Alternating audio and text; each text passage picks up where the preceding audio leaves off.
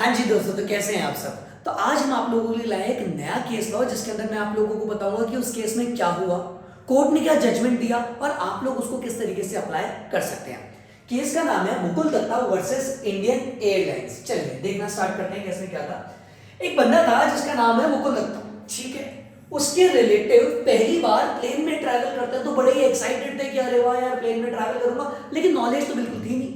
तो वो एयरपोर्ट गए, उन्होंने टिकट काउंटर से टिकट विकेट खरीदा, सारी चीजें करी, नॉलेज पता नहीं, लेकिन सारे क्वेश्चन पूछ रहे कि प्लेन का रास्ता कहाँ से है, मैं कहाँ से जाऊं, बैठूं कहाँ पे। तो उन्होंने सारी बातें उनको बताई रिलेटिव को कि आपको इधर इधर से जाना है, यहाँ जाके वेट करिए और उसके बाद आपकी बोर्डिंग हो जाएगी, ठीक है। तो इसका मतलब कहाँ से जाना है, कहाँ बैठना है, सारी बातें बताने के बाद जो मुकुल दत्ता के रिलेटिव थे वो प्लेन के अंदर एंटर कर गए, बैठ गए, बड़ी खुशी खुशी बैठे थे। जैसे ही थोड़ी देर हुई उसके बाद प्लेन क्रैश हो गया, एक्सीडेंट हो गया और मुकुल दत्ता के जो रिलेटिव है उनकी डेथ हो गई। मुकुल दत्ता के जो रिलेटिव है उनकी डेथ हो गई। जैसे ही ये खबर बाहर आई मुकुल दत्ता को पता पड़ी, भाई साहब वो तो एकदम गुस्सा हो गए और उन्होंने एयर इंडिया पे एक केस फाइल कर दिया, क्योंकि भयंकर गुस्से में थे, उनके रिलेटिव की डेथ हो गई। तो मुकुल दत्ता इज लाइक कि मुकुल दत्ता ने कहा कि एयर इंडिया आप लोगों की गलती की वजह से एक्सीडेंट हुआ,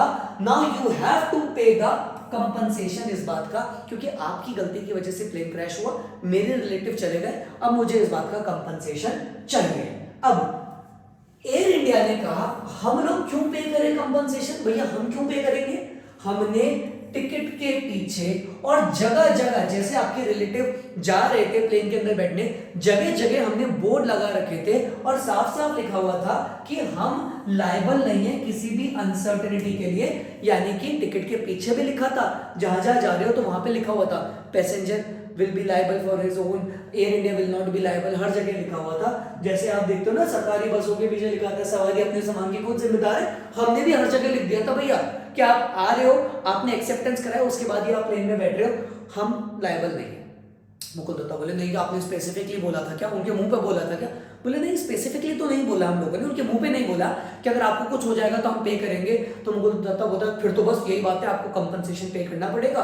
दोनों में बहस हुई और बात चली गई कोर्ट में। तो यहाँ पे आके कोर्ट ने ऑर्डर दिया कि जब वो टिकट खरीद रहे थे, जहां जाके जगह जा रहे थे, तो लिखा हुआ था, इसको बोलते हैं टेसिट एक्सेप्टेंस, यानी कि बोला नहीं गया स्पेसिफिकली लेकिन मान लिया जाता है, ये इंप्लाइड है कि अगर आप टिकट खरीद रहे हो उसके पीछे कुछ रूल्स लिखे हुए हैं तो आपने वो रूल्स मान लिए, जैसे ही आपने उसकी टिकट्स ली है, लिखा हुआ पढ़ लिया, तो आपको अब स्पेसिफिक बोलने की जरूरत नहीं है। वो बोली जाती है टेसिट एक्सेप्टेंस। क्या बोली जाती है उसको, टेसिट एक्सेप्टेंस। वो अंडरस्टूड होती है विदाउट बीइंग एक्सप्रेसली स्टेटेड, ऐसा माना गया और कोर्ट ने साफ साफ बोल दिया Air India is not liable to pay compensation. Air India को कोई कंपनसेशन पे करने की जरूरत नहीं है, क्योंकि उन्होंने जब टिकट खरीदी तो उसके पीछे के रूल्स उन्होंने पढ़ लिए थे और उन्होंने खुद ने एक्सेप्टेंस कर लिया, इसलिए एयर इंडिया की कोई गलती नहीं है। अगर आपको केस लॉ समझ में आया तो जरूर लाइक कीजिए, कमेंट करिए, शेयर करिए, सब्सक्राइब करना मत भूलना, सो दैट मैं आपके पास ऐसे ही अच्छे अच्छे केस लॉस